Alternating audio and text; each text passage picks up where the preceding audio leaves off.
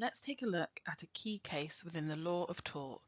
This is a case called Reed v. J. Lyons from 1947, and this is a key case concerning the tort of Rylands and Fletcher.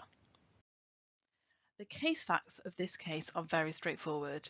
The claimant was an employee at a weapons munition factory, and the defendant was the party running and operating the factory. Whilst the claimant was at work, there was a very large and severe explosion. This large and severe explosion killed one of the other workers and then caused an injury to a number of others.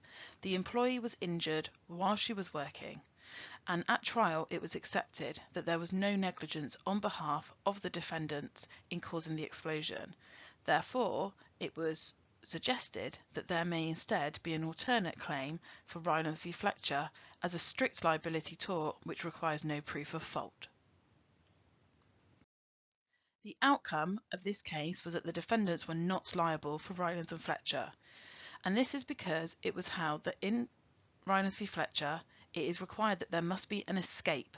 The thing which has caused harm must escape from the defendant's land onto neighbouring land, and in this case the thing which caused the harm, which was a bullet shell case, did not escape.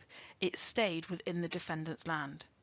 It was held that an escape involves escape from a place where the defendant has occupation of or control over to a place which is outside his occupation of control. And in this case, the explosion and the subsequent harm all took place on the defendant's land. Therefore, there was no escape, and therefore there could be no claim in Rylands v. Fletcher.